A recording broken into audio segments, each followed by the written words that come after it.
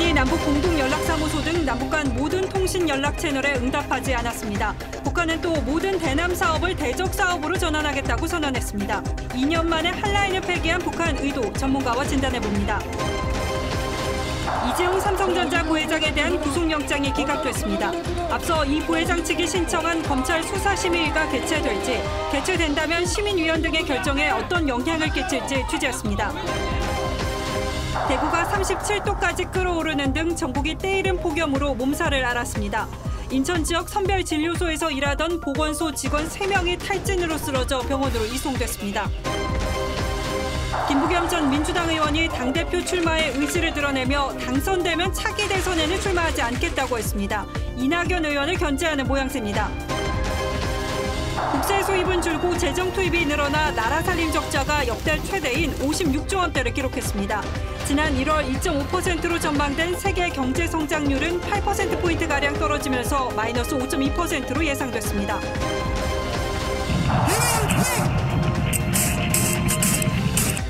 미국에서 이번엔 과속단속에 걸린 흑인 남성이 백인 경찰이 쏜 총 여러 발을 맞고 숨진 영상이 공개됐습니다.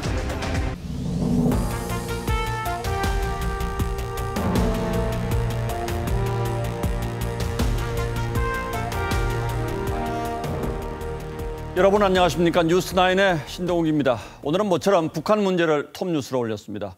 지난주 김여정이 대북 전단을 문제 삼아서 관계 단절을 협박했는데 오늘 실행에 옮겼습니다. 어제 오전 남북 연락사무소 전화를 받지 않다가 오후에 다시 받더니 오늘은 정상 간 한라인을 포함해서 모든 통신선을 차단하겠다고 선언했습니다.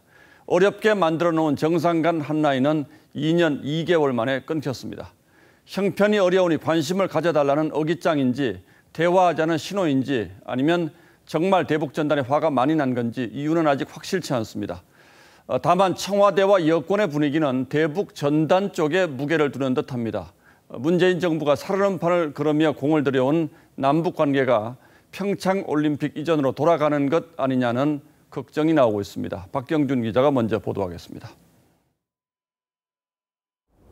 예, 잘 들리십니까? 예, 여기 서울 청와대입니다.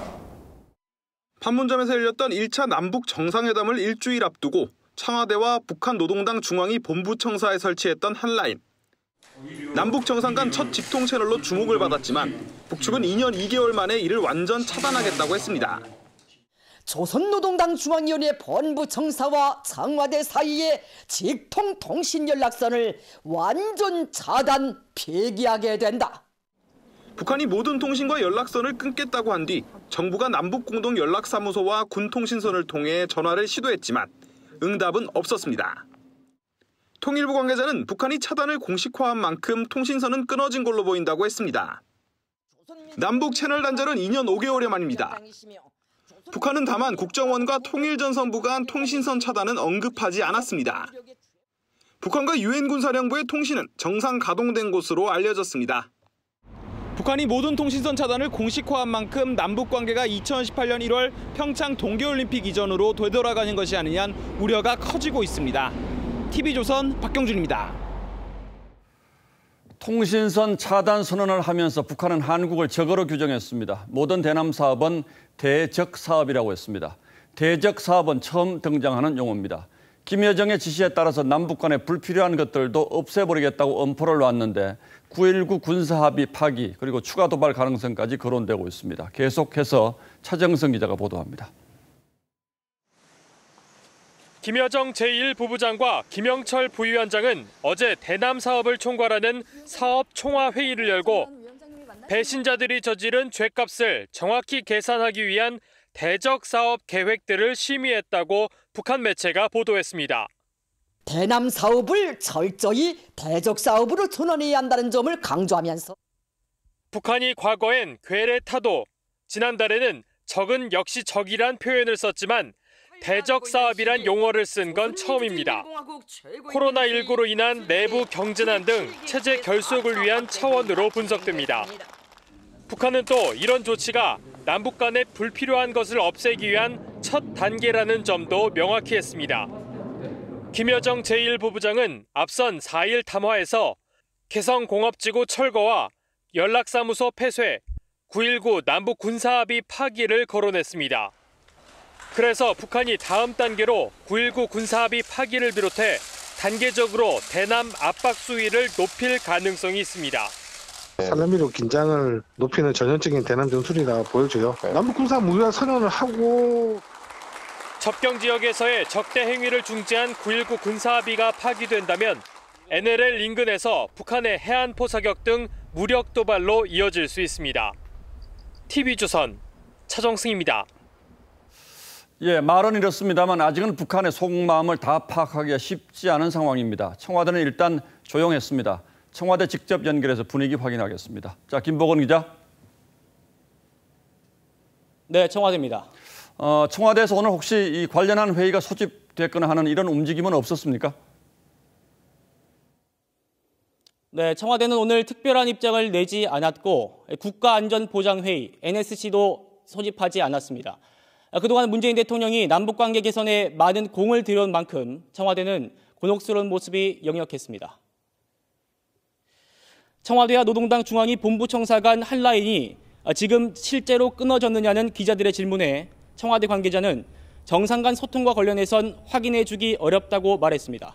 앞서 통일부는 남북 간 통신선은 소통을 위한 기본 수단이므로 남북 간 합의에 따라 유지돼야 한다라는 원론적인 입장을 내놨습니다.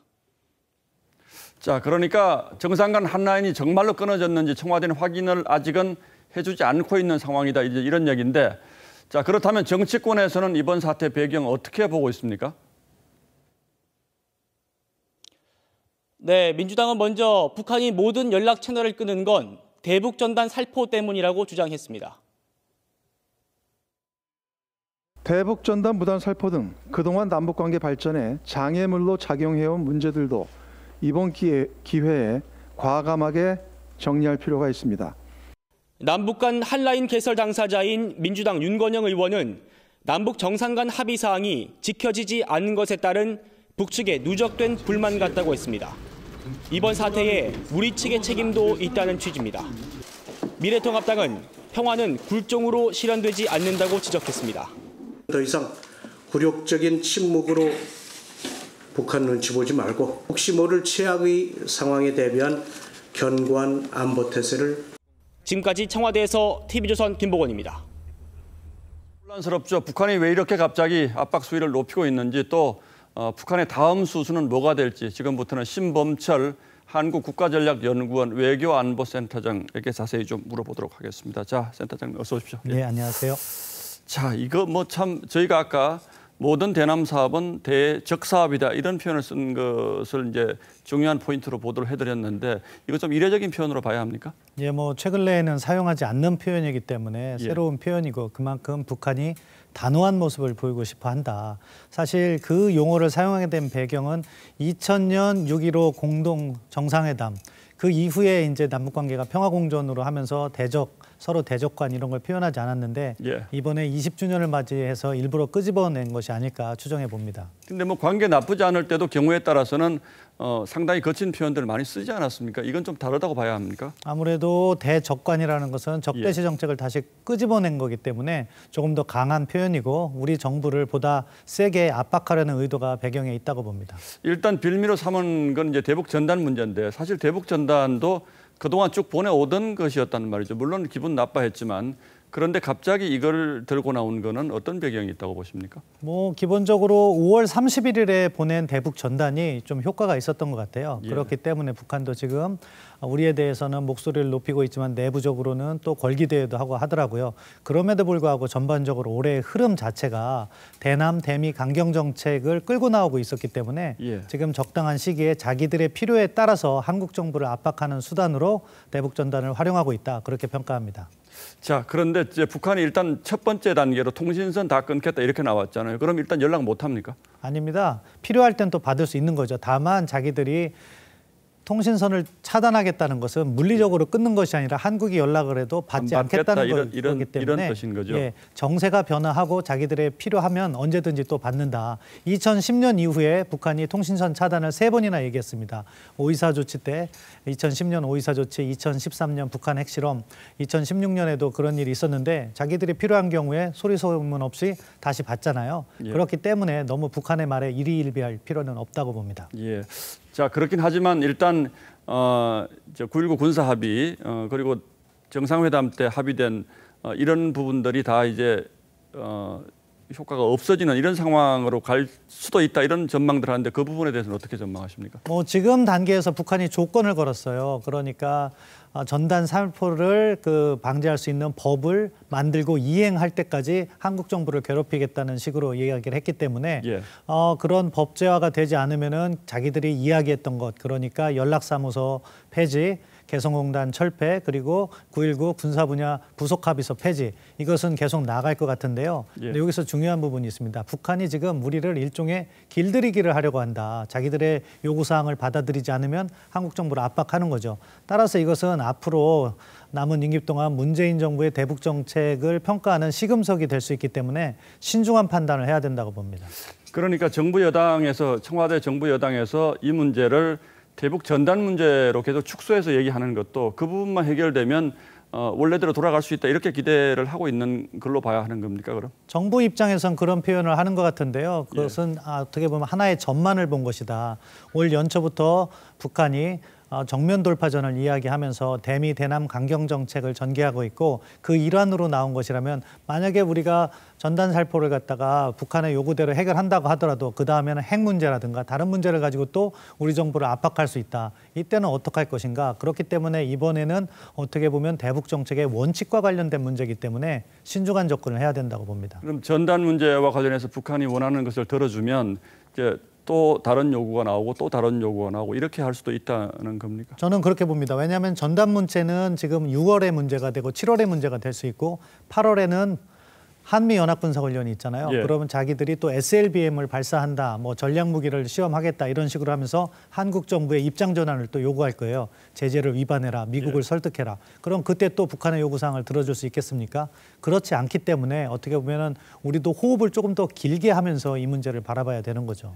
지금 북한도 경제 사정이 굉장히 어렵다는 얘기가 있고요. 또 코로나의 여파도 있다고 그러는데 우리 정부는 우리 정부 나름대로 제재를 피해서 북한을 도와줄 수 있는 방법을 계속 찾고 있는 이런 상황이었단 말이죠. 그런데 북한이 갑자기 이렇게 나오면 우리 정부로서도 지금 뭔가 판단하기가 좀 굉장히 어렵지 않겠습니까? 이렇게 어떻게 합니까? 그러면 우리 정부가 뭐 북한의 여러 가지 금강산 시설 문제 이런 것들도 지금 다 얘기가 있었다가 지금 중단된 상태인데 뭐 할 수 있는 건 없는 거죠? 이렇게 되면?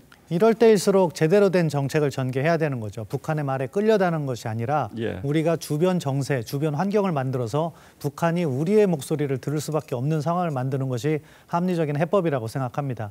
지금 요구사항을 들어주는 것에 예. 들어주기 위해서 우리의 헌법 질서라든가 표현의 자유 이런 문제를 갖다가 우리가 억누르면서 전단 살포를 막는다면 다음번 요구사항에는 또 우리 스스로의 원칙과 충돌하는 부분이 있거든요. 예. 그렇기 때문에 단기적인 남북관계 이익보다는 보다 근본적인 남북관계의 그 관행의 정상화 그리고 이익의 균형 이런 부분에 조금 더 중점을 뒀으면 합니다. 결론적으로 우리 신 박사님 생각은 지금 북한이 원하는 것을 들어주면 더 어려운 요구들을 자꾸 해오고 우리의 원칙이 무너지기 때문에 북한과의 대화가 더 어려워질 수도 있다. 이게 이제 결론이신 거군요. 네, 그렇습니다. 이것이 이번뿐만 아니라 과거 10년, 20년 전 동안의 북한의 협상 패턴을 보면 또 그렇게 나타났던 거거든요. 그렇기 때문에 지난 과거의 관행과 역사를 되돌아봤으면 합니다. 예, 정부에서도 참고를 좀 하기를 바라겠습니다. 예, 신범철 센터장님이었습니다. 자, 오늘 말씀 고맙습니다.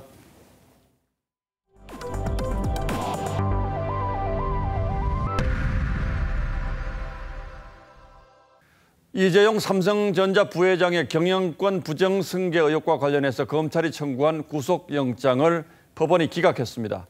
검찰이 이 부회장을 구속해서 재판받게 해야 할 이유를 충분히 설명하지 못했다는 게 법원의 판단입니다. 총수 부재 사태를 막기 위해서 총력전을 펼쳤던 삼성은 일단 한숨 돌리게 됐습니다. 보도에 최민식 기자입니다.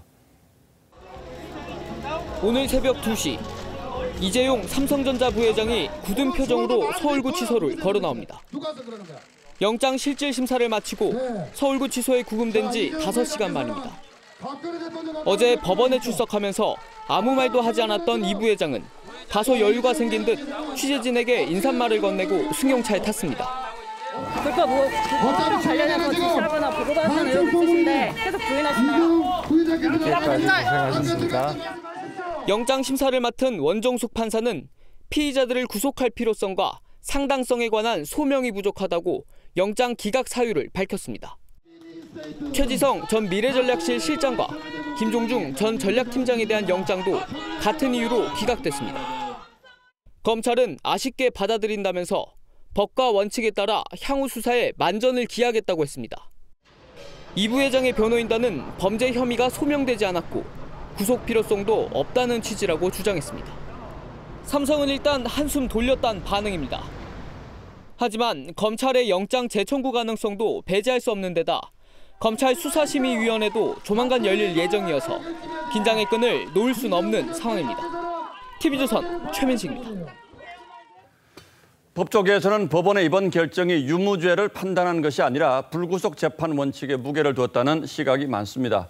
이 부회장이 도망갈 가능성도 없고 검찰 수사가 이미 충분히 진행됐기 때문에 증거를 없앨 여지도 별로 없다고 판단했다는 겁니다. 여기에 변수가 또 하나 있죠. 삼성이 요청한 검찰 수사심의위원회의 결정입니다. 여기서 만약 기소 자체도 하지 말라고 하면 검찰의 입장이 아주 난처해질 수 있습니다. 주원진 기자가 보도합니다. 구속영장의 발부 기준은 범죄의 중대성과 증거인멸, 그리고 도주 우려입니다. 원정숙 판사는 피의자들의 책임 유무는 재판 과정에서 결정하는 것이 타당하다면서 범죄의 중대성은 판단을 유보했습니다. 대신 검찰이 이미 상당한 증거를 확보했다고 했습니다. 증거인멸과 도주 우려가 없다고 판단하고 불구속 재판의 원칙을 지킨 것으로 풀이됩니다. 이제 관심은 검찰 수사심의위원회의 결정입니다. 검찰은 내일 모레 수사심의 개시 절차에 들어갑니다. 무작위로 선발된 15명이 검찰 수사의 정당성과 기소 필요성을 판단합니다. 여기서 기소를 권고하면 검찰의 수사와 기소가 힘을 받겠지만 불기소를 권고한다면 무리한 수사라는 비판이 불가피합니다. 하지만 법원이 피의자들의 책임 유무를 재판에서 결정해야 한다고 한 만큼 불기소 권고를 따르지 않고 검찰이 기소를 강행할 명분은 있습니다. 다만 권고를 무시하고 기소를 강행하면 그에 따른 후폭풍은 고스란히 검찰이 감당해야 할 몫입니다. TV조선 주원진입니다. 더불어민주당의 차기 당권 경쟁 구도가 요동치고 있습니다. 이낙연 의원이 당권 도전 의사를 밝힌 가운데 영남권의 대표주자인 김부겸 전 의원이 가세했습니다. 당대표가 되면 임기를 지키겠다, 즉 대권은 포기하겠다고 한 것으로 알려졌습니다. 이렇게 되면 당권과 대권을 모두 갖겠다는 이낙연 의원에 대한 당내 부정적 기류가 커질 수밖에 없는 상황입니다. 좀 복잡하긴 합니다만 차기 대권 구도와도 연결될 수 있는 매우 중요한 변수여서 민주당을 취재하는 윤수영 기자에게 자세한 설명을 부탁했습니다. 당원 동지의 기대에 부응하고 안정적 집권 여당 운영으로 국민적 관심에 화답을 해야 합니다. 민주당 전당대회가 2달여 앞으로 다가오면서 당권 주자들의 이낙연 의원 견제도 본격화하고 있습니다. 당권 주자인 우원식 의원과 김부겸 전 의원은 오늘 여의도 모처에서 전대 관련 논의를 했습니다. 우 의원은 이 자리에서 전당대회가 대선 전초전으로 흐를 수 있다는 우려를 전달했고, 김 전 의원은 당대표가 되면 임기를 지키겠다며 대선에 불출마하겠다는 입장을 밝힌 것으로 전해집니다. 민주당 당원은 대선 출마 1년 전 당대표직을 내려놓도록 규정하고 있어 당대표가 대선에 나갈 경우 7개월 만에 물러나야 합니다. 김 전 의원이 대선 불출마를 전제로 당권에 도전하겠다는 뜻을 밝히면서 당권과 대권을 모두 염두에 두고 있는 이낙연 의원의 행보에도 영향을 미칠 가능성이 있습니다. 역시 당권 주자인 홍영표 의원도 현재의 당원은 당권과 대권 분리를 명확히 하고 있다며 이 의원을 겨냥했습니다. 당대표와 대권 후보를 사실상 함께하는 이런 상황에 대해서 다른 대선 후보들이 이게 흔쾌히 동의가 되겠습니까? 이 의원 측은 대권 주자의 전대 출마 부작용 우려에 이 의원의 충정을 왜곡해서는 안 된다고 했습니다. TV조선 윤수영입니다. 미래통합당의 이른바 당 재건 작업 관련해서도 의미 있는 발언들이 연일 쏟아지고 있습니다. 일단은 김종인 비대위원장의 입으로 모든 관심이 쏠려 있는 상황인데 김 위원장이 추진하는 여러 정책들 그리고 당 재건의 방향에 대해서도 이견이 만만치 않습니다. 오늘은 차기 대권 도전을 선언한 원희룡 제주지사가 김 비대위원장의 독주를 견제하는 듯한 발언을 했는데 그 수위가 관심을 끌만했습니다. 이태희 기자가 소개하겠습니다. 대권 도전을 선언한 원희룡 제주지사가 통합당 그리고 통합당 출신 무소속 의원 등 50여 명 앞에 섰습니다. 원 지사는 보수의 역동성이 대한민국의 핵심 동력이고 통합당의 정체성이라고 강조했습니다. 보수라는 용어를 좋아하지 않는다고 한 김 위원장을 겨냥한 발언으로 보입니다. 그 승리가 우리의 승리여야 된다고 생각을 합니다. 용병에 의한 승리가 아니라 바로 원 지사는 김 위원장이 기본소득 등의 이슈를 주도하는 것을 염두에 둔 듯 진보 아류가 되면 영원한 2등이라고도 했습니다. 진보의 아류가 돼서는 영원히 2등이고 영원히 집권할 수 없습니다. 앞서 유승민 전 의원도 보수의 가치는 여전히 유효하다고 했고 당내 최다선인 정진석 의원은 당 정책 세미나에서 보수의 가치를 계속 지켜나가야 한다고 했습니다. 김 위원장은 이 같은 당내 목소리에 대해 굳이 신경 쓸 필요가 있겠냐고 했습니다. 다만 당원들에게 보낸 문자를 통해 진취적 정당으로 나갈 수 있도록 힘을 모아달라고 호소했습니다. TV조선 이태희입니다. 체감부터가 어제와는 또 달랐습니다. 대구 최고기온이 37도를 기록하는 등 한여름을 방불케 하는 불볕더위에 마스크 한 장 걸치는 것도 만만치 않은 일이었는데요. 바람 한 점 통하지 않은 보호복 차림으로 근무하던 보건소 직원이 탈진해서 병원으로 후송됐습니다.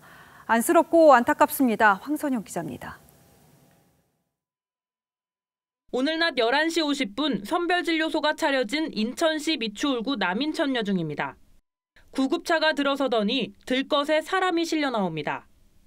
코로나19 검사를 진행하던 26살 A씨 등 보건소 직원 3명이 쓰러졌습니다.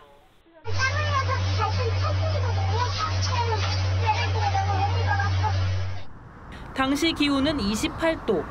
더운 날씨에 방호복을 입고 검사 업무를 하던 도중 탈진한 것으로 파악됐습니다. 방호복 속 온도는 40도 가까이 됐을 것으로 추정됩니다. A씨 등은 어지럼증과 과호흡, 손떨림과 전신쇠약 등의 증상을 호소한 것으로 전해졌습니다. 보호복 자체가 방수랑 방풍 기능이 있어가지고 아무래도 활동을 많이 할수록 내부 체온이나 기온은 더 올라갈 것 같아요. 오늘 서울의 최고 기온은 32.8도로 마스크 한 장 쓰고 있기도 버거웠습니다. 열기가 최고조에 이른 한낮에는 서울 도심 일대에 이렇게 살수차가 동원돼 뜨거워진 도로를 식히기도 했습니다. 오늘은 날씨가 더워서 그런지 움직이지 않아도 그 목 뒤쪽으로 땀이 마구 흐르고 대구는 한낮 기온이 37도까지 치솟았고 충북 단양도 36도를 웃도는 등 전국 곳곳이 올 들어 가장 더웠습니다. TV조선 황선영입니다. 코로나의 폭염까지 겹치면서 쪽방촌 노인들의 삶은 더욱 힘겨워졌습니다. 더위를 달래주던 쉼터는 코로나로 문을 닫았고 얇은 마스크를 구하지 못해 외출은 엄두도 못 냅니다. 권영석 기자가 둘러봤습니다. 선풍기를 틀어놓아도 열기를 식히기엔 역부족입니다. 당연히 숨쉬기 맛을 못할 때 있어서 사거리 쭉 나가면 거기가 좀 시원할 때가 있어요. 거기 가서 앉아 있어요. 한낮 기온이 33도까지 올라가자 쪽방촌 주민들은 이처럼 대문을 활짝 열어놓고 더위를 식혔습니다. 쪽방촌 어르신의 더위를 달래던 무더위 쉼터는 코로나 감염 우려로 문을 닫았습니다. 심각 단계일 때는 무더위 쉼터가 운영이 안 되고요. 시원한 곳을 찾아 밖으로 나서려 해도 얇은 마스크가 없어 고민입니다. 그래야지. 마스크 안 쓰고 불안해갖고 병원 다녀야지.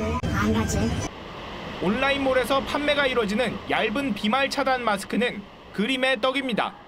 어떻게 사는지도 모르고 인터넷도 할 줄 모르니까 살 수 없지. 기존의 비좁은 무더위 쉼터 대신 대형 체육관 이용 방안도 나왔지만 현실성이 떨어진다는 지적입니다. 정부와 지자체가 폭염 취약계층 대책을 놓고 갈팡질팡하는 사이 올 여름 온열질 환자가 폭증할 수 있다는 우려도 나옵니다.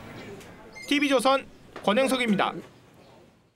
앞서 인천 선별진료소에서 일하던 보건소 직원이 탈진으로 쓰러졌다는 소식 전해드렸는데요. 해당 진료소는 할머니에서 감염이 딸과 손녀에게 이어져서 300명에 대한 검사가 이뤄지고 있는 중학교였습니다. 확진된 손녀가 다니던 초등학교와 중학교 두 곳은 2주간 등교가 중단됐습니다. 강석 기자의 보도입니다. 학교 운동장에 선별진료소가 설치됐습니다. 학생들은 줄을 서서 검사를 기다리고 부모님들은 교문 밖에서 초조하게 바라봅니다. 오늘 이 학교에 다니는 13살 A양이 확진 판정을 받았습니다. 아침에 일어나는 급하고 코로나 확진자가 1학년 학생이 있다고 오늘 9시 반인가 그때부터 학교로 모여서 코로나 검사 받으라고. 초등학생인 A양 동생도 양성 판정을 받았습니다. 어제 등교했던 초등학교도 검체 검사를 진행했습니다. 두 학교 교직원과 학생 등 모두 700명이 긴급 검사를 받았습니다. 자녀를 학교에 보낸 학부모들은 불안한 마음을 감추지 못합니다. 결국은 이런 일이 터지는구나. 저도 학교 등교하는 걸 솔직히 홀수 짝수 했어도 저는 반대를 했었거든요. 너무 화가 나요. 두 자매가 다니고 있는 초등학교와 중학교는 앞으로 2주 동안 등교를 중단하고 원격 수업으로 전환했습니다. 어제 경기도 고양에서 확진 판정을 받은 A양 할머니 50대 B씨는 지난달 30일 인천 딸의 집을 방문했고 딸과 손녀 등 일가족 4명이 감염됐습니다. 방역당국은 할머니 B씨가 인천 개척교회 관련 확진자와 같은 빌라에 살고 있던 점에 주목하고 있지만 아직 구체적인 감염 경로는 찾지 못하고 있습니다. TV조선 강석입니다. 탁구 장발 코로나는 송파의 한 재수학원 근무자에게도 이어졌습니다. 이 직원은 목동 탁구 클럽을 방문한 후 열흘 가까이 근무를 계속했는데 이 학원 특성상 학생들이 긴 시간을 한 공간에 머물기 때문에 감염 확산 우려가 큽니다. 권용민 기자입니다. 수강생 370여 명이 다니는 대학 입시학원. 이 건물 5층 급식실에서 일하던 조리보조원 A씨가 오늘 코로나 확진 판정을 받았습니다. A씨는 어제 오후 2시 귀가한 뒤 보건소에서 코로나19 진단검사를 받은 것으로 알려졌습니다. A씨는 지난달 30일 목동 탁구 클럽을 찾은 뒤 어제 귀가하기 전까지 급식실에서 근무한 것으로 전해졌습니다. A씨는 지난 3일부터 근육통과 어지러움을 느꼈던 것으로 조사됐습니다. 서울시에서 역학조사가 틀에서 나와 있거든요. 거기서 이제 보도자를 만들고. A씨가 확정 판정을 받은 직후 학원 급식실은 폐쇄됐고 수업도 중단됐습니다. 이 학원에서 수업을 받는 학생 가운데 상당수는 이곳 급식실에서 점심과 저녁 두 끼를 먹는 것으로 알려졌습니다. 종합 입시학원 특성상 수강생들이 밀집된 공간에서 오랜 시간 머무르기 때문에 추가 감염 가능성도 배제할 수 없습니다. 송파구 보건소는 수강생과 강사 등 접촉 의심자 451명을 대상으로 코로나 검사를 진행한 뒤 귀가 조치했습니다. 사실이나 조금 유치하면 얘기하는데 자가용이 그냥 얘기가 아니니까. 학원 측은 검사 결과를 지켜본 뒤 오는 18일로 예정된 한국교육과정평가원 모의고사를 어떻게 치를지 결정할 방침입니다. TV조선 권용민입니다. 이 탁구가 호흡이 많고 말을 하며 진행되는 운동인 탓에 탁구 장발 감염은 계속되고 있는데요. 교회를 거쳐서 어르신 보호센터까지 덮쳐서 집단 감염이 발생했습니다. 그런가 하면은 관악 방문 판매 업체에서 촉발된 감염은 이 성남 방문 판매 업체로 이어지기도 했습니다. 문제는 확진자 대부분이 감염에 취약한 60대 이상이라는 겁니다. 정은혜 기자입니다. 경기도 광명의 한 종합사회복지관. 문이 굳게 닫혔습니다. 이곳 보호센터에서 일하는 간호조무사와 어르신 등 6명이 확진 판정을 받아 폐쇄된 겁니다. 그제 첫 확진된 70대까지 감염자는 모두 7명으로 늘었습니다. 이 가운데 4명이 7, 80대 고령층입니다. 치매 걸리신 분, 뇌질환, 중풍 걸리신 분들이니까 거기서 목욕도 시켜주고 밥도 먹여주고 하는데 낮에만 해주는 거예요. 센터 집단 감염은 서울 양천 탁구장에서 시작됐습니다. 첫 확진자가 지난달 31일 탁구장 방문자가 왔었던 용인교회 예배에 참석했던 겁니다. 성남의 한 방문 판매 업체에서도 6명의 확진자가 나왔습니다. 서울 관악 리치웨이에 다녀온 방문자를 통해 전파됐는데 5명이 60대 이상입니다. 이처럼 방판업체와 교회 등을 통한 연쇄 감염이 잇따르면서 고령층 확진자가 늘고 있습니다. 최근 일주일간 확진자의 37%를 차지합니다. 고위험군인 65세 이상 되신 어르신들께서는 밀폐된 장소에 많은 사람들이 모이는 모임은 가급적 가지 말아 주시기. 방역당국은 내일 생활방역위원회를 열고 사회적 거리두기 복귀 여부를 논의합니다. TV조선 정은혜입니다. 유명 작곡가 겸 프로듀서가 성폭행 혐의로 오늘 구속 기소됐습니다. 알고 지내던 한 여성의 집을 방문한 뒤 모두 잠들자 지인의 여동생을 성폭행한 건데 혐의를 부인하던 이 프로듀서는 DNA 검사에서 발목이 잡혔습니다. 김태용 기자의 단독 보도입니다.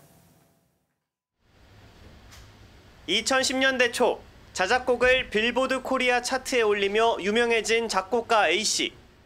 최근에는 여성 아이돌 그룹 프로듀싱까지 사업을 확장했습니다.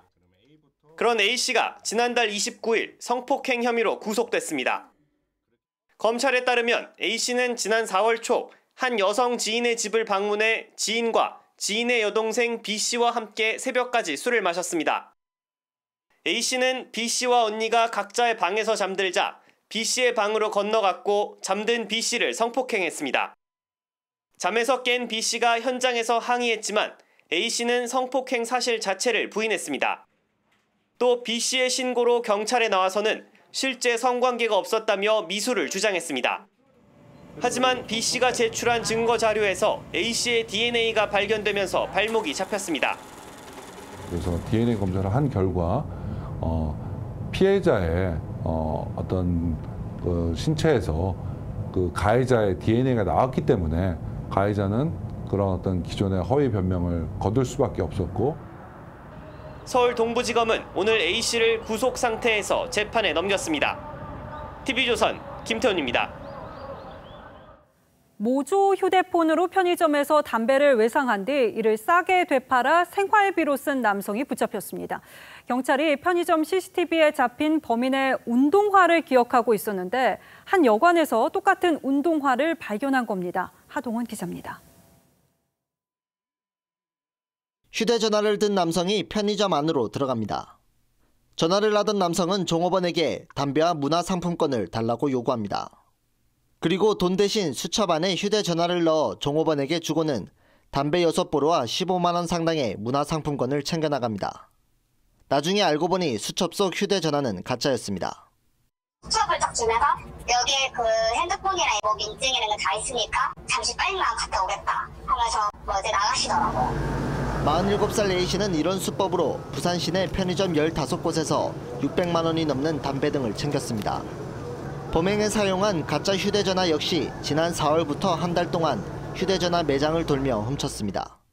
A씨는 교도소에서 나온 지 일주일 만에 범행을 저지른 것으로 드러났습니다. 여관 등을 전전하던 A씨는 운동화 때문에 꼬리가 잡혔습니다. 수사 중 한 여관 2층 창문에서 흰색 운동화를 발견한 경찰이 CCTV 속 A씨 운동화와 같다는 것을 알아챘고 현장에서 A씨를 붙잡은 겁니다. CCTV 영상에 나오는 운동화를 계속 인식하고 있었습니다. 운동화를 갖다 정확하게 저희가 확인하고 그래서 급습해가지고. 구속된 A씨는 생활고 때문에 담배 등을 훔쳤다고 경찰에 자백했습니다. TV조선 하동훈입니다. 혈관도 청소해주고 체중 감량에도 도움을 준다고 해서 최근 크릴 오일이 인기입니다. 이 효능에 대해서도 논란이 있었는데 일부 제품의 경우 화학 첨가물이 기준치를 넘은 것으로 나타났습니다. 어떤 제품이 문제인지 황병준 기자가 보도합니다. 슈퍼 비타민, 세포 보호막 성분. 한 홈쇼핑 방송에서 현란한 홍보 문구로 크릴 오일의 효능을 선전합니다.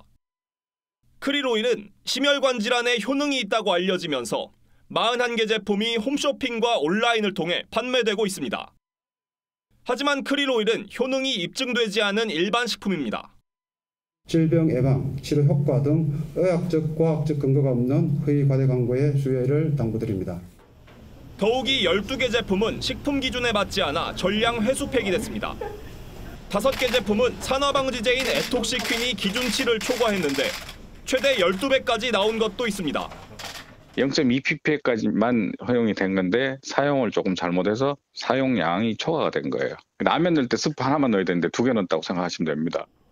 국내에선 사용할 수 없는 지방 용매제가 나온 제품도 5개가 적발됐습니다. 허가된 용매제를 썼지만 기준치가 214배 넘게 나온 제품도 있었습니다. 식약처는 이들 제품을 제조, 수입, 유통한 업체들을 수사 의뢰했습니다. 또 앞으로 크릴오일 원료도 검사하기로 하는 등 관리를 강화하기로 했습니다. TV조선 황병준입니다.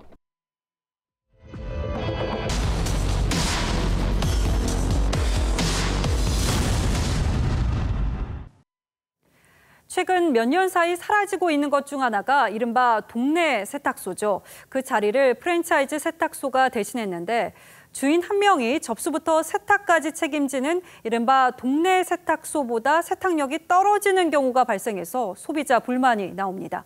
왜 이런 일이 벌어지는 건지 소비자탐사대 김하림 기자가 추적해봤습니다.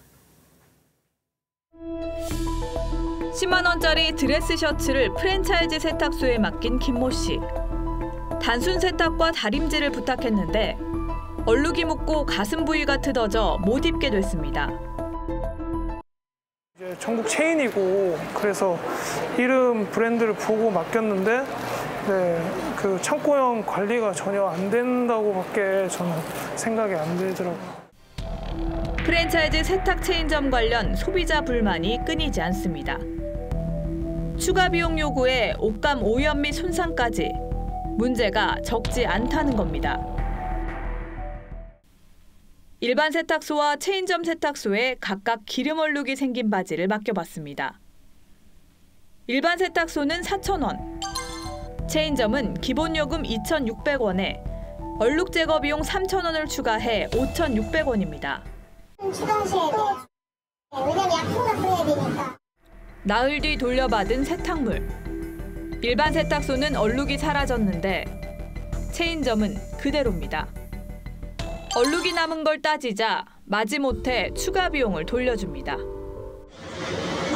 3,000원, 그거 다시 돌려드릴게요. 이번엔 겨울 패딩.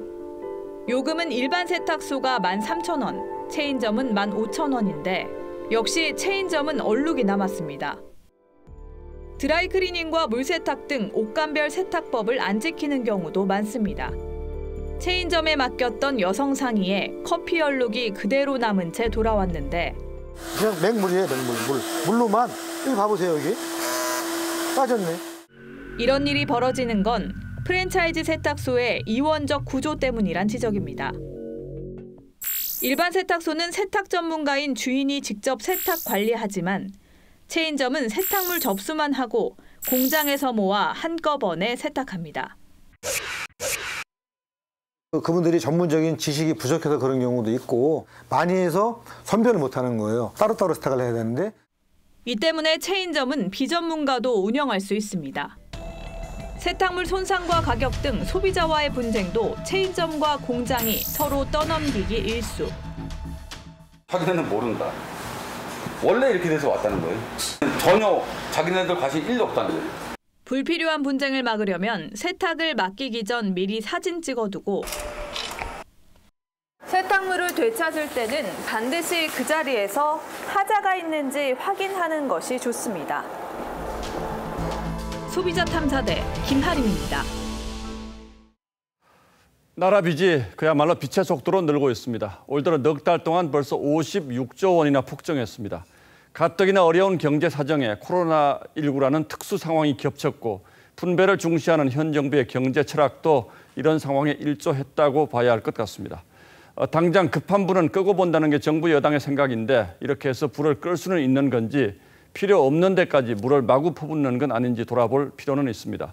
세계 경제 사정이 지금 그렇습니다. 이상배 기자가 보도합니다. 올해 4월까지 정부가 걷어들인 수입은 166조 3천억여 원. 지난해 같은 기간 대비 4조 4천억여 원 줄었습니다. 반면 지출은 209조 7천억여 원으로 13조 원 정도 늘어 수입에서 지출을 뺀 통합재정 수지가 43조 3천억여 원 적자를 기록했습니다. 4대 보장성 기금을 뺀 관리재정 수지로 보면 56조 6천억여 원 적자로 2011년 이후 최대입니다. 국가채무도 지난해 12월보다 17조 5천억 원 늘어 역대 최대인 746조 3천억 원까지 늘었습니다. 여기에 하반기엔 35조 원대 규모의 3차 추경까지 예고돼 있습니다. 취약계층의 고용 충격이 집중적으로 일어나고 있습니다. 코로나가 격차를 더욱 키우는 엄중한 상황입니다. 위기를 불평등을 줄이는 기회로 삼겠습니다. 이런 가운데 세계은행은 올해 세계 경제 성장률을 연초보다 7.7%포인트 하향 조정한 마이너스 5.2%로 전망했습니다. 1982년 2차 오일 쇼크나 2009년 글로벌 금융위기 때보다 더 큰 불황이 올 거란 얘기입니다. 재정적인 측면에 대한 부담을 줄여줄 수 있는 노력들이 필요한데 결국은 이것이 혹시 재정 부담 때문에 증세가 이뤄지는 전문가들은 세계 경제의 장기 침체는 대외 의존도가 높은 우리 경제에 심각한 타격을 줄 수 있다고 우려했습니다. TV조선 이상맵입니다. 코로나 사태를 계기로 기업들의 채용 문화도 완전히 변화할 조짐을 보이고 있습니다. 이미 지난해 공개 채용을 폐지한 현대자동차에 이어서 LG전자도 올해 하반기부터는 공채를 아예 폐지하기로 했습니다. 필요한 사람은 필요할 때마다 충원하겠다는 거죠. 이렇게 되면 대학생, 취준생들의 취업 전략도 달라질 수밖에 없습니다. 이정현 기자가 취재했습니다. LG그룹이 신입사원 정기공채를 폐지하기로 했습니다. 현업 부서가 필요할 때마다 공고를 내고 직접 뽑겠다는 겁니다. LG는 지난해 2차례 공개 채용으로 만여 명의 사원을 뽑았습니다. 4차 산업 환경에 대비해 빠르게 변화하는 사업 환경을 고려하고 직무별로 필요한 인재를 효과적으로 확보할 수 있게 하기 위해서 한화그룹과 현대차가 이미 공개 채용 대신 수시 채용을 하고 있고 KT 역시 올해 공채 폐지를 선언하는 등 대기업들이 잇따라 공개 채용을 없애거나 줄이고 있습니다. 정해진 시점에 대규모로 채용하는 기존 공채 방식은 효율성이 떨어진다는 판단 때문입니다. 코로나 여파로 채용 여력도 크게 줄었습니다. 현재와 같이 연공서열제를 계속해서 유지해 나가기 어려운 경제 체제 내에서는 각각의 수요와 공급에 맞는 사람 고용이 이루어지는 것이 보다 중요할 것으로. 고용시장을 주도했던 대기업의 공채가 줄줄이 폐지되면서 일자리 시장은 더욱 얼어붙고 있습니다.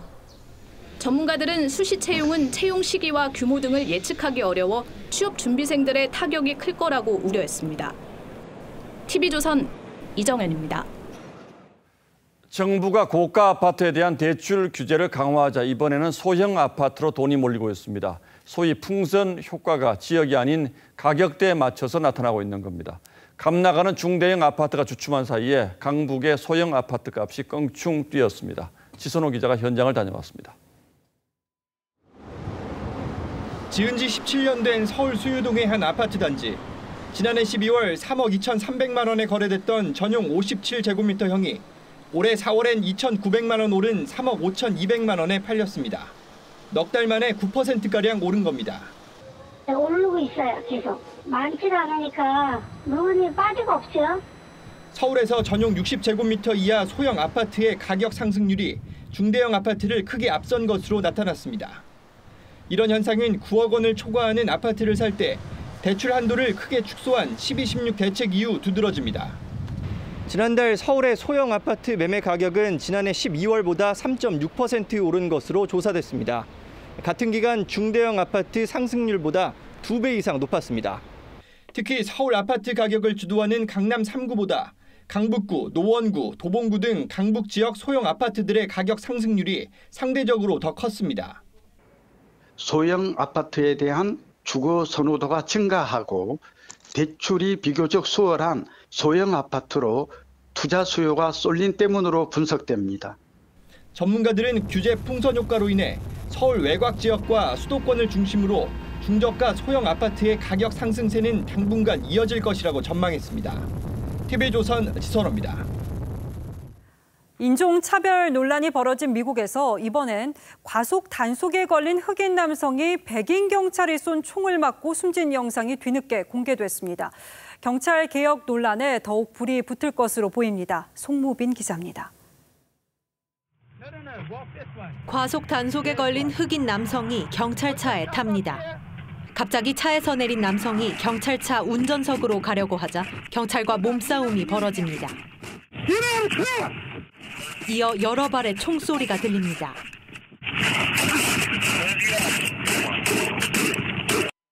조지 플로이드가 숨지기 이틀 전인 지난달 25일, 미국 뉴저지에서 경찰이 과속 단속 도중 흑인 남성을 제압하다 총으로 쏴 숨지게 한 영상이 공개됐습니다. 검찰은 처음엔 후추 스프레이를 뿌렸다가 운전석에서 끌어내 6발을 쐈다고 설명했습니다. 경찰의 과잉 진압 논란이 끊이지 않지만 백악관은 지난 1일 시위대를 향해 최루탄을 쏜 결정에 후회가 없다고 했습니다. Park Police also had made that decision independently when they saw the violence in Lafayette Square. And when, before these protesters were moved by Park Police and they issued that tactical order, there were 3 loud warnings. 트럼프 대통령은 경찰 예산 삭감은 극좌파가 주도하고 있다고 주장합니다. There won't be defunding, there won't be dismantling of our police, and there's not going to be any disbanding of our police. Our police have been letting us live in peace. 플로이드의 마지막 추모식에는 경찰관을 비롯해 시민 만여 명이 모였습니다. 민주당 대선 후보인 바이든 전 부통령은 유족들과 만났고 민주당은 목 누르기 금지 등을 담은 경찰 개혁 법안을 공개했습니다. TV조선 송무빈입니다. 프로야구 삼성 오승환이 해외 불법 도박으로 받은 징계를 마치고 오늘 복귀했습니다. 첫날부터 전매 특허인 돌직구를 던지며 끝판왕의 복귀를 알렸습니다. 박상준 기자입니다.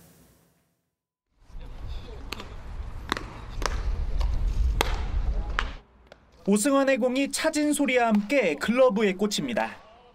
36도에 달하는 불볕 더위에도 오승환은 개인 훈련을 빠짐없이 소화했습니다.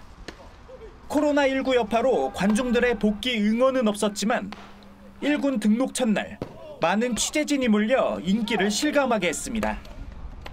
삼성 허삼영 감독이 오승환의 등판을 예고한 상황. 복귀전을 앞둔 오승환도 기대를 드러냈습니다.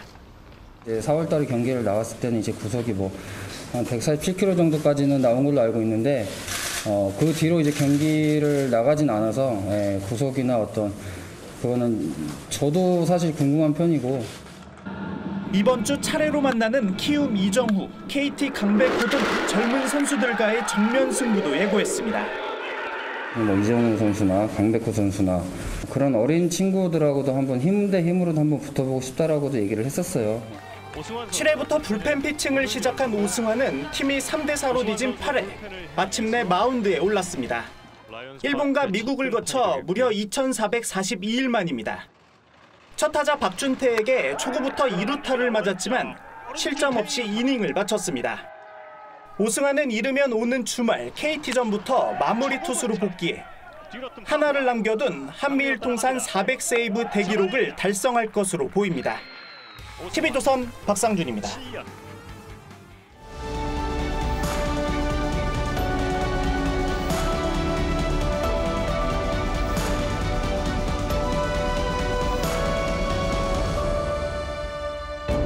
조선말 학자 군주였던 정조는 이 창덕궁 후원인 주함루에서 개혁 정치와 문예 부흥을 꿈꿨습니다. 그윽한 달빛 아래 2층 주함루의 빛그림자가 부용지에 아름답게 흔들립니다. 봄밤 청사초롱 들고 거닐던 관람객들은 국악의 흥취에 빠져듭니다.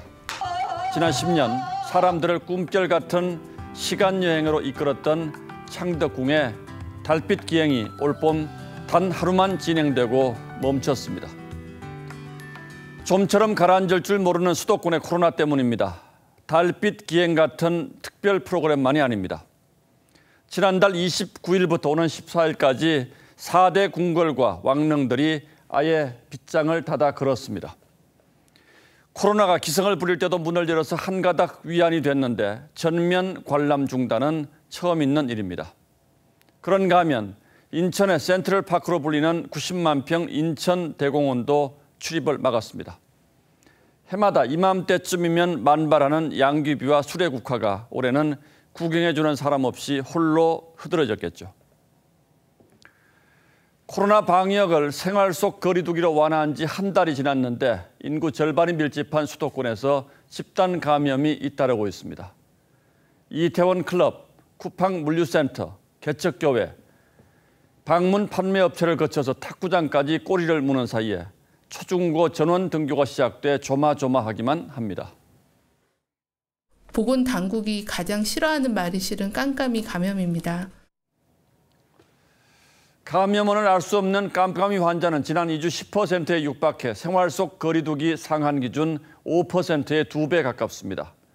국민들이 기대했던 일상 회복은커녕 다시 사회적 거리두기로 돌아가야 할지 모르는 기로에 선 겁니다. 이런 상황에서 눈길을 끄는 것이 한일 확진자 숫자입니다. 두 나라 모두 지난달 사회적 거리두기를 완화한 뒤 6월 들어서 일본의 확진자가 326명으로 우리 349명보다 적어졌습니다. 여러 이유가 있겠습니다만 호되게 당해본 일본 사람들이 생활 방역 수칙을 철저히 지킨 덕이 크다는 분석이 나오고 있습니다. 물리적 거리를 1m 유지하는 경우에는 코로나19 감염 위험이 약 82% 정도 감소시킬 수 있는 걸로 마스크 착용 시에 감염 위험을 85%까지 줄일 수 있다는. 국민적 자존을 높여줬던 공든탑을 여기서 무너뜨릴 수는 없습니다. 코로나와의 전쟁은 아직 끝나지 않았습니다. 우리도 모르는 사이에 긴장이 풀렸다면 이제 다시 고삐를 바짝 조여야 할 때입니다. 6월 9일 앵커의 시선은 깜깜이 수도권이었습니다.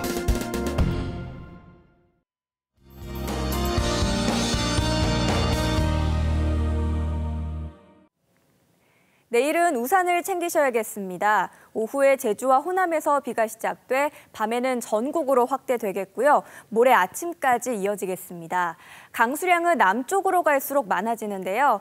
제주도는 폭우 수준으로 비가 쏟아지겠고 충청 이남 지역은 최고 70mm, 수도권과 강원도는 최고 30mm까지 오겠습니다. 제주는 이후에도 비가 이어지면서 장마철에 접어들겠습니다.